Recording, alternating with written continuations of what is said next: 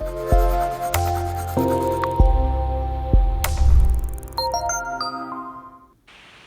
everybody, this is T with Kate's Crafty Closet with today's 24 weeks of Christmas collaboration that we're doing with several other people, which I will link everybody's YouTube channel in the description box below, so make sure you go check out their projects over there. So I'm continuing with my country Christmas theme.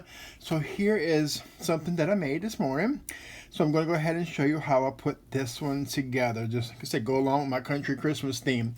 So the first thing you're going to need is, this is a candy cane. These are just plastic candy canes that you can get any time of the year. Not any time of the year, on Christmas time. But I picked these up at the Dollar Tree last year, so you can probably get quite a few of these in there for $1. So, but you can use real candy canes if you wanted to, in retrospect. But I chose to use fake ones, and like I said, you can get them pretty much anywhere. And you're basically going to need some twine. You can use any kind of twine, because since I'm doing the country Christmas theme, this is just some natural jute twine that I have on a really big, huge roll. Like I said, you can use yarn, you can use colored twine, you can use anything that you pretty much want to use in your crafting. So what I'm going to do is take a little bit of hot glue, and I'm going to, just so I can start things off, and if you hear thunder in the background, I certainly apologize, but it's constantly been thunderstorms here lately, so I'm just taking the opportunity to do what I can, do the best that I can to not burn myself. I'm going to leave a little bit of a tail on that, so I'll go back later at the end, and I'll glue it down a little bit more. It's like I just keep on wrapping as I go. I don't care if the little bit of it shows the color. So it's just like, just make sure that you hold on to this, because the moment you let go of that string, that twine or yarn or whatever you may be using to create yours, it's going to unravel on you, and it's going to it's going to bother you, I promise you. So kind of hold on it as quickly as you can. This is an easy project to honestly do. If you're a themed Christmas tree person, these can also be put onto wreaths as an embellishment. And it's like, this is a fun project to get the family involved. Now, I'll say the hardest part really is when the end of the candy cane meets the other side of the candy cane, because it starts to, you kind of got to get a little bit tighter and on there as you putting it together. So that's where it took me the most time and struggled the most, because I don't really want my just unraveling some more twine, like, so I don't really want it to overlap on top of each other. But if it does, it's not the end of the world, and I just hold and push it, and like I said, you got to maneuver it. But once you start to come across that bend and that curve, it goes rather smoothly again. But like I said, this to me was the most struggling part, where those two edges are even right there. So you can't like wrap that thing really quickly. So it's really cool to decorate and make your decorations for the holidays way ahead of time. So like, I already have 2 of these made, so I probably will finish that pack off to have for the tree. How many people actually leave their tree up year round? I would say I have done that in the past and decorated it. When I lived in Louisiana, we decorated it for Mardi Gras, which is typically February, March. I've decorated it for St. Patrick's Day. I've decorated it for Easter. So yes, I did do that. And yeah, it was a fake tree. It wasn't a real tree. So, but it was kind of cool to do that one year. Haven't done it again, just that one time around. And like I said, that was quite a few years ago, but it was fun. I enjoyed it. So what kind of, do you see yourself making any of these little candy canes? What do you plan on using? You can also use fabric strips. Like if you have some leftover remnants, you most certainly can cut them into strips, and you can wrap it and probably go really quick with it. Can you use scrap paper? Yep, if it's like scrapbook paper that's a little bit on the thinner side, easier to wrap than if you use a heavyweight cardstock. Heavyweight cardstock has a little bit of, it's a little bit too thick in the fibers unless you break down the fibers. I'm going to go ahead and put some hot glue on this end. I may have to add a little bit more because it may end up drying before I'm done, but that's okay. But at least this will allow it to stop, unraveling on me.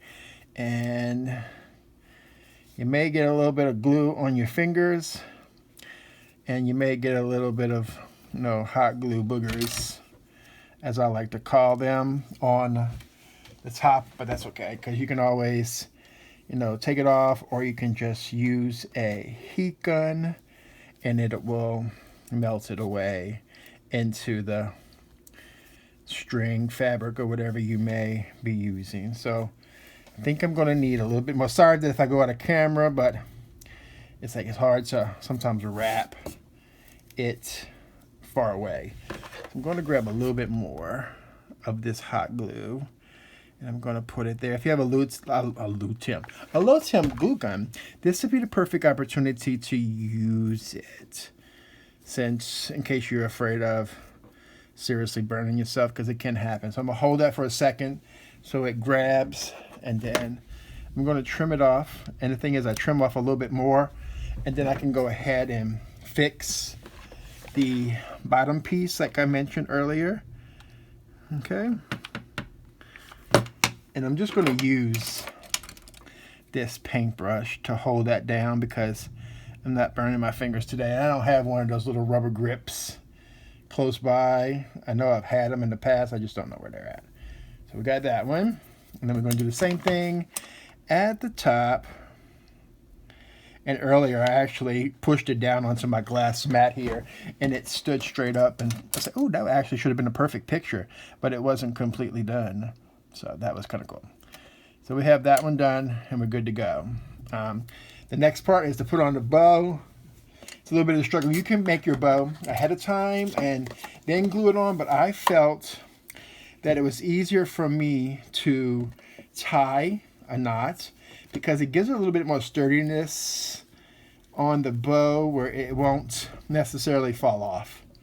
It won't fall off as easy with just the, just put glue on the back of it. So I just did that for a little bit more of stability purposes. So I know I'm going to make a bow, and I know I'm going to probably get clocked for how can you make a bow like that. It's just what I'm accustomed to and how I do it. That's even how I tie my shoes. So it's the only way I know how. So I go with what I know and how I've learned things, and it works. So, and I mean, as long as I tell myself and I tell everybody, as long as it works, go with it. I'm hoping to find this tail. Yeah, we go. Perfect. So just going to finagle it until I get, I'd rather have it bigger than smaller than what I want. And that way we have something to work with. And then we can continue with it. So just trying to I want that one a little bit smaller on that edge. And then, like I said, once we kind of get it all together, we can trim off the excess ribbon for our tail. And then you can do your best to kind of get that bow to how you want it to look, where you want it to go. You can flip over the bow at the top, those little pieces. It all depends on what you want to do and how you want the end result to be. It's like you just play around with it, do a little pulling, a little tugging. Like I said, bows are not my forte, not my expertise, but sometimes you just gotta go with that. I tried the fork method and all of that stuff, and it doesn't really work for me. So I'm just going to flip that one under. That's kind of where I want that one to go, and I think I'm happy with that. But after we put our little button on, it will definitely make it a little bit easier to maneuver it and stuff. And I guess I lost my little button. It was sitting right here next to me and next to my ribbon. So I lost it. All right, I apologize about that. I had to go get me another button because, the vortex of my craft desk has decided it wants to go ahead and, make my little button disappear. So I just have a natural wood button here, and I'm going to use this open side. You can use any side you want. You can put anything you want on the center of that button if you want to put anything else in there. And here is, like I said, you can do a little bit more maneuvering and with your bow if you're not satisfied with it. And I'll probably play with that a little bit longer, but here you go. How quick, simple, and easy was that to create those great, awesome little ornaments for your Christmas tree. Thank you very much for joining me. Make sure you check out everybody's videos that are participating in collaboration. Make sure you check out the store at catescraftycloset.com. And y'all have a crafty day, y'all, and happy holidays.